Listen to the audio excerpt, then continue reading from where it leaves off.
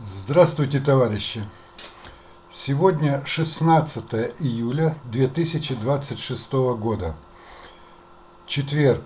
Местное время в городе Семей. 18 часов 18 минут. В этом видеоролике я хочу вам рассказать о трех вариантах будущего России.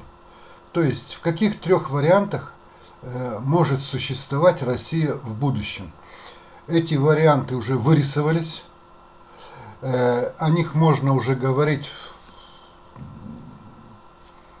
просто говорить можно уже, все понятно.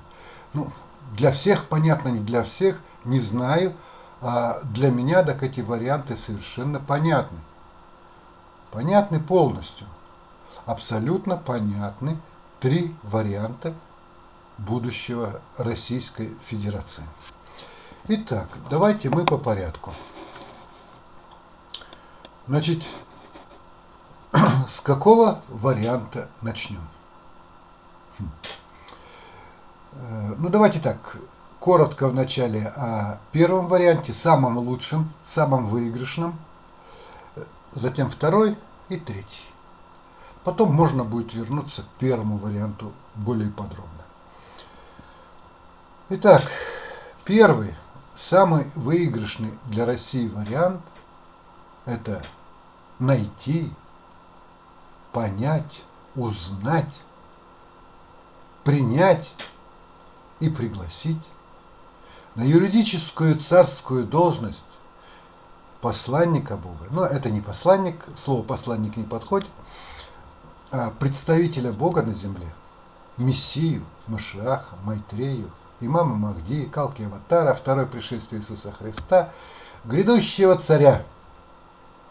Каковым я являюсь. Но вы этого понять еще не можете. Не можете и не можете. Что теперь делать? Значит, это самый лучший, самый выигрышный вариант. Именно к этому варианту будущего России Бог готовил и меня, и Россию, и всех россиян, и российское руководство. Но, как я уже много раз писал в текстах, говорил в видеороликах, свободная воля тахионов, не биороботов человеческих, а тахионов, свободная воля тахионов, которые воплощены в человеческих биороботах на Земле, для Бога является неприкосновенной. Богу совершенно не нужно, и даже смысла нету как-то, перепрограммировать свободную волю людей, тахионов. Поэтому, интеллектуальное созревание тахионов – это дело случая. Это вот здесь как раз настоящая эволюция. Да, это эволюция управляемая, Бог с помощью матрицы, через биороботов, через человеческий ментальный экзоскелет, то есть через душу воздействует на тахионов. Но тем не менее, это эволюционный процесс. Это процесс обучения, развития, образования, управляемый Богом. И Бог не желает и никогда не будет перепрограммировать свободную волю тахионов, потому что в этом нету смысла. Богу нужны дети, созревшие, полностью самостоятельно мыслящие, с уникальными мыслительными способностями. Богу не нужны роботы и искусственные интеллекты. Он их может наделать в любом количестве, в любое время. Нужны дети, полноценные, будущие боги-коммунисты. Дело трудное. Так вот, первый самый лучший вариант – это для России, если я стану юридическим царем России. Да, будет трудно. Будет трудно, потому что я буду проводить очень сложные, очень трудные реформы и так далее. Но я на сегодняшний день не вижу никаких признаков того, что меня кто-то пригласит куда-то там, в Россию, на царскую должность. Не вижу. А Бог не будет меня приводить силой, если тахионы, если свободная воля тахионов, которые воплощены в биороботах россиян сегодня, и которые будут воплощаться в биороботах россиян в будущем, если у этих тахионов вообще нет никаких позывов к тому, чтобы я пришел к власти, чтобы здесь прошли бы реформы и так далее, чтобы Россия бы начала жить по законам Бога, прежде всего по моральным законам Бога. Ну, в общем, я пока никаких признаков к этому не вижу. Но я очень хорошо вижу, как Россия, как российское руководство уже и начало свой путь по второму варианту развития событий. Второй вариант будущего России заключается в том, что в России произойдут реформы. Реформы произойдут не в лучшую сторону, а в худшую. Эти реформы будут направлены на то, чтобы те правящие элиты, которые сегодня управляют Россией, чтобы они сохранили бы свою власть и свои богатства. Вот эти реформы уже начались. Бог позволяет это делать правящим элитам. Позволяет. Тем более, что все другие простые граждане, тахионы, которые воплощены в простых гражданах, в биороботах простых граждан, они тоже, так же, как и правящие элиты, не желают никакого царя. И все хотят... Ох, сейчас на языке вертится рабоче-крестьянское выражение. Ну, как бы его так помягче сформулировать. Ладно, я не буду произносить то, что у меня вертится на языке. Я другое выражение скажу, которое намного мягче. То есть хочется и конфетку съесть, и на коленках посидеть.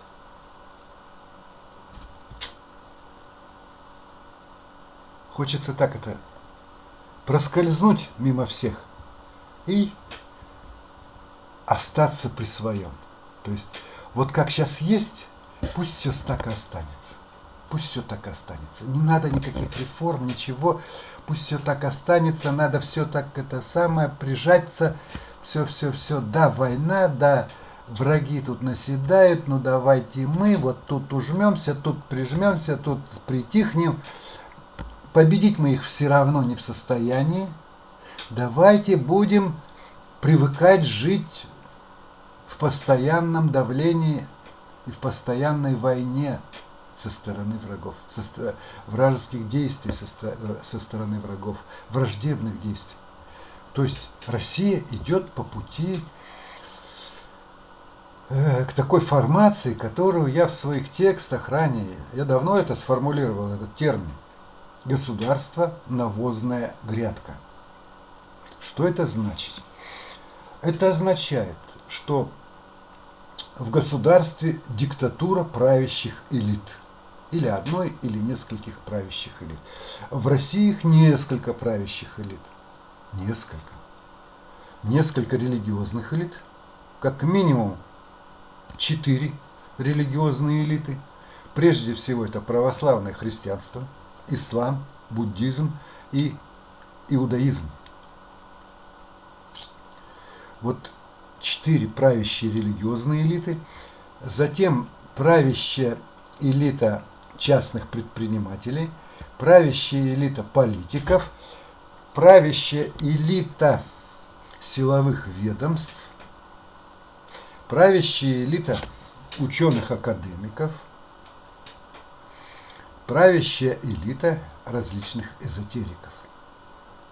в том числе всяких шаманов, там, магов, экстрасенсов и всего прочего. Вот эти все правящие элиты, они многочисленные. Это суть рабовладельцы. А все остальные граждане – это ментально-духовные, экономические и даже физические рабы. Суть государства, навозная грядка, заключается в том, что граждане этого государства бесправные, во всем ущемленные, живущие в постоянном столкновении с несправедливостью, с притеснениями, с нищетой, бедностью, с необходимостью очень много работать. Эти граждане испытывают колоссальные потрясения.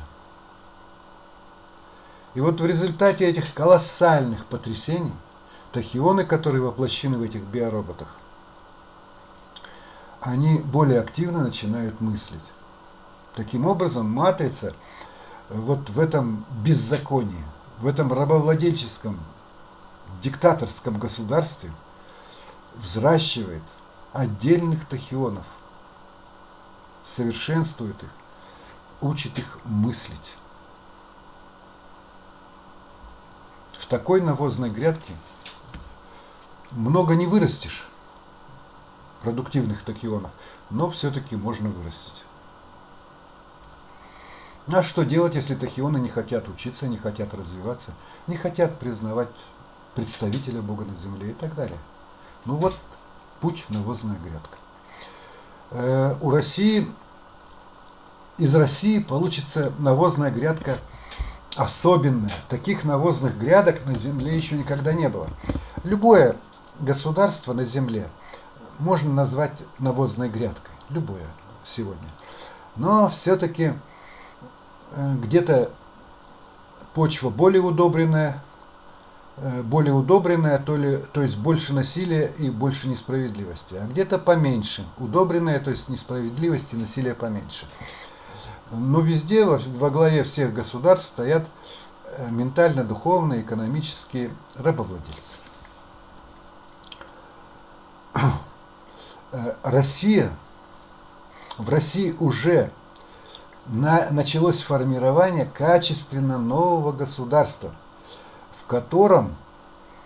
которое унаследует самые, в кавычках, прогрессивные методы управления народными массами, которые будут взяты из опыта Советского Союза. Далее. На сегодняшний день, кроме России, наиболее эффективные методы порабощения людей наблюдаются в Северной Корее, в Китае и в Соединенных Штатах Америки. Весь этот практический опыт российские элиты, управляемые матрицей, синтезируют, модифицируют и притворят в жизнь в России. В России будет сформирована самая мощная, самая совершенная ментально-духовное, экономическое и физическое рабовладельческое государство. Самое совершенное. Ничего более совершенного на земле еще не было. Россия будет первым таким государством. Первым. И по этому пути Россия уже начала двигаться. Поскольку Россия сейчас находится в состоянии войны, на выживание, Россия воюет сейчас со всеми странами НАТО, и не только с ними. Во главе всей этой группы врагов России стоят Соединенные Штаты Америки, Евросоюз, страны НАТО и другие примкнувшие к ним государства, такие, например, как Япония.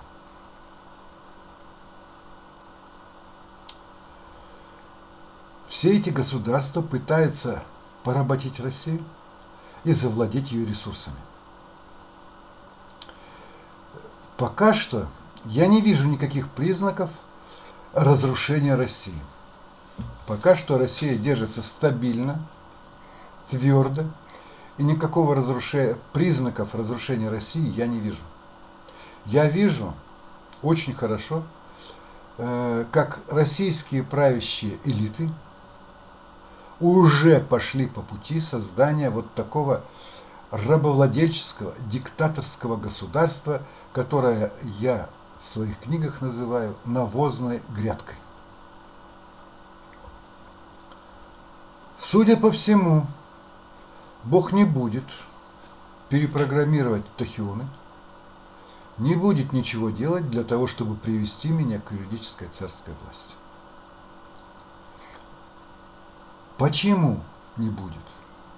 Потому что тахионы, воплощенные сегодня в биороботах россиян, и которые будут воплощаться в биороботах россиян позже, в следующих поколениях, эти тахионы не готовы к тому, чтобы я стал бы царем и провел все необходимые реформы. То есть, если я не ошибаюсь, но об этом я узнаю уже осенью этого года. Тахионы не созрели до такой степени, чтобы государством управлял царь от Бога. Не созрели. Им еще нужно пожить в государстве навозной грядки. Им еще нужно пожить несколько сотен лет, а может быть даже 2-3 тысячи лет пожить в условиях тотального рабовладения ментально-духовного, экономического и физического. Нужно еще пожить в навозной грядке. Я точно не знаю. У меня нет сведений обо всем этом. Да, 2 июля этого года, 2026 года, мне свыше было сказано, что я, Сергей Тимур, прошел полный курс подготовки для того, чтобы стать юридическим царем России. Я прошел этот курс, я подготовлен. Но это не значит, что я буду назначен юридическим царем. Потому что вторая половина, то есть те тахионы, те люди, которыми я должен буду управлять, занимая царскую должность в России, они должны быть также подготовлены к тому, какие реформы я буду проводить. Судя по всему, тахионы к этому не готовы. И поэтому вполне возможно, меня не приведут к юридической царской власти. Просто не приведут. Те люди, которые сегодня являются моими оппонентами или врагами, или конкурентами, они уже сегодня радуются тому, что я никак не могу прийти к юридической царской власти. Они будут радоваться и дальше. Ну что ж, пусть радуются. Пусть радуются. Я знаю одно. Я в этом уже убедился полностью. Все проанализировал, все продумал. У меня на сегодняшний день есть полный объем информации, который вполне достаточен для того, чтобы ответить на вопрос, нужен ли Богу юридический царь в России. То есть нужен ли я, Сергей Тимур, грядущий царь, Мессия, Машиах, Майтрея и так далее, в качестве юридического царя в России. Нужен ли я Богу? Нужен. Нужен. Я это уже теперь точно знаю. Нужен. Но беда в том, что толку от моего царствования не будет, потому что тахионы совершенно не готовы к тому, к тем реформам, которые я буду проводить. Таким образом, Россия начала уже превращаться в навозную грядку, в ней будет процветать деспотическая форма правления, в ней будет целый ряд разнообразных правящих, рабовладельческих элит. Все россияне будут духовными, ментальными, экономическими и физическими рабами. Их будут стричь, их будут доить, при необходимости их будут резать на мясо. Они будут страдать от несправедливости, они будут страдать от ущемленных прав, от многих вещей. Но они так и не захотят изучать учение мировоззрения Байтерек. Лишь некоторые из них начнут изучать учение мировоззрения Байтерек. Как долго продлится такое государство, мне неизвестно. Я знаю одно, что до тех пор, пока на российской навозной грядке будут рождаться, ну не рождаться, а развиваться, эффективно развиваться все новые и новые созревшие тахионы, это государство будет. Навозную грядку на огороде держат до тех пор, пока она плодоносит.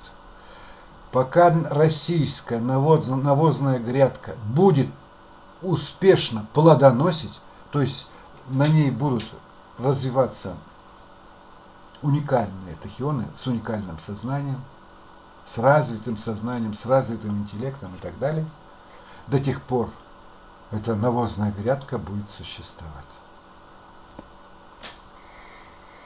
Далее, скорее всего, если как там у матрицы запланировано, все, у Бога, как Бог в матрице все запланировал, вполне возможно, по образцу России, другие государства будут перенимать этот опыт и создавать у себя еще более изощренные формы ментального, духовного, экономического и физического рабовладения. Теперь по поводу... А когда, значит, уже не будет необходимости в существовании такой навозной грядки, Бог ее будет уничтожать просто. И все. Стирать с лица земли до государства, которое не плодоносит, не приносит оживающих тахионов. Так вот, если я стану царем, я буду проводить реформы. Реформы будут очень тяжелые. От этих реформов будут страдать все слои населения. Но наибольшее страдание ожидает воров, насильников, рабовладельцев, эгоистов, безразличных созерцателей. Нормальные граждане, хоть и тяжеловато будут, но они будут видеть перспективу. Если я не стану царем, то тоже реформы будут также проводиться правящими элитами. Но при этих реформах правящие элиты, включая всех воров, разбойников и мошенников, страдать не будут. Страдать будут простые граждане. Вот такие вот дела, ребятушки. Вот три варианта, которые ждут России. Первый вариант.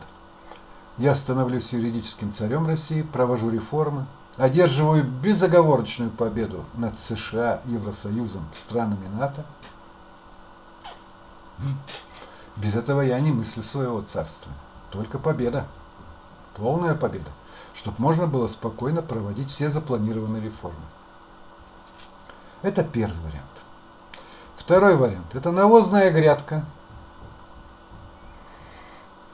Или еще его называют государство осажденная крепость. Это государство, которое находится в постоянной войне, в перманентной, непрекращающейся войне с другими государствами. Внутри этого государства полная деспотия.